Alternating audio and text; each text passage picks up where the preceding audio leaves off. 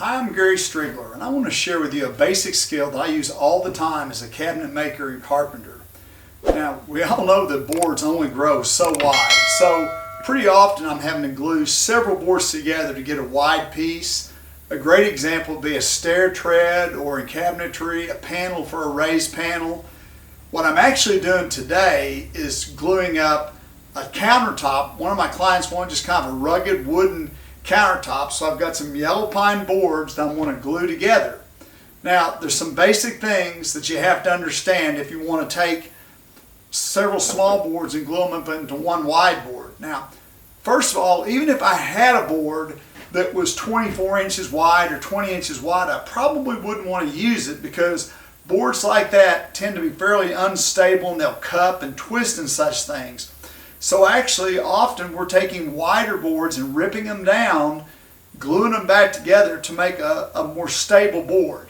Now, you can't see the end grain of these boards, and actually a lot of these boards I've got here, if you looked at the grain, it's fairly close to vertical. That's called quarter sawn.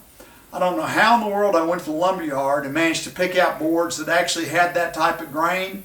But most of the time there's going to be some curved grain when you look at the end of a board.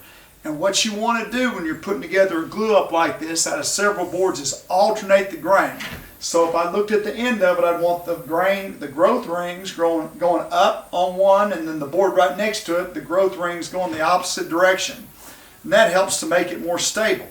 Now, the other thing that's really important to me is these boards needed to be straight. I ripped them on the table saw, and I actually ended up having to straighten a few of these on my joiner, but they're jigs that you can make even for a table saw to re-straighten them if you have to. But the key is, if I want a 3 1/4 inch wide board, I ripped them to about 3 3/4 so I'd have room to straighten them out. Now, this is also a little bit longer than I want the finished product to be. Now, I'm going to run it through a planer. And I'm actually going to, after I run through the planer, my planer is only so wide, so I'm actually going to probably have to add one more little bitty piece to get to my final width. I'm going to be using some Titebond wood glue, type 2 Titebond glue, and I found that that gives me a really strong joint for a project like this.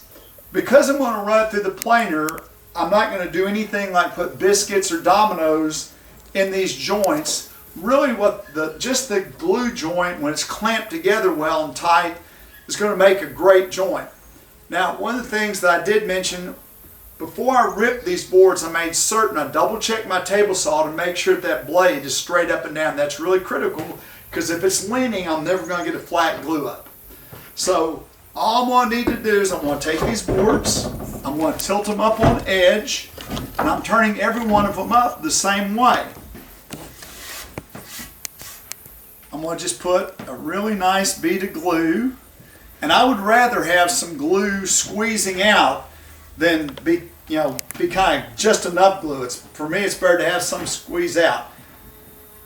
If you could have seen all these boards laying flat, they all pretty well lined up. There's no big gaps in them. These pipe clamps are a really great type clamp to use for this type of glue up. For one thing, I can get as long a pipe as I want to get the clamp that I need. So even if I needed to glue up something that was 3 or 4 feet wide, I'd just get a longer pipe. They also put a lot of clamping pressure on, which is important for something like this, because it can take a good bit of pressure to get this whole board pulled together. Now, the other thing that I've got to be careful of is trying to keep it at least a little bit flat up and down, even though I'm going to be planing it. And so I've got some clamps under the bottom. I've got a clamp about every probably 16 inches, maybe 18 inches. But what I'm going to do when I start putting this together is I'm also going to put some clamps on top, and that helps keep it flat. So again, all I've got to do is roll these back together just like they came apart. I'm going to probably be going for about 1 1/4 inch glue up when I get done. So I'm going to put a little bit of clamping pressure on there. I'm starting to get glue popping out everywhere. Then I'm going to take a clamp and put over the top. And and just kind of keep pressure down on it, and that helps keep things from bowing up. Tighten this one up again. I'm getting glue squeeze out everywhere, which is just what I want.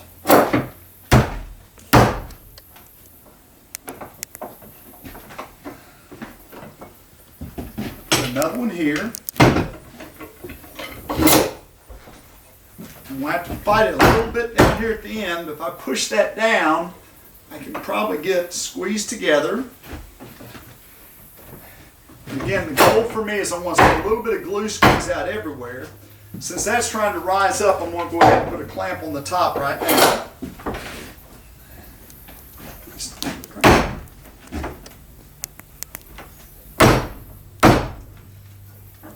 All right.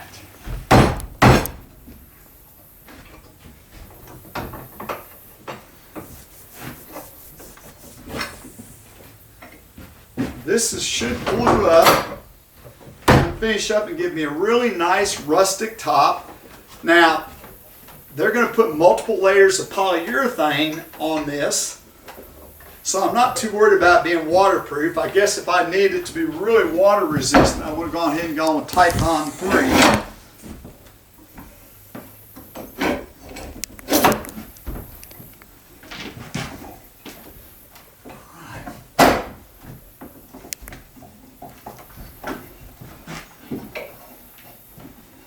Okay, so now I've got this all glued up. There's some little bits of ups and downs, but the planer's going to take care of that. Now, if I wasn't going to plane it, I might have put some dominoes or biscuits in there to try and keep it totally flush where I'd have less sanding, but I'm not too worried about that.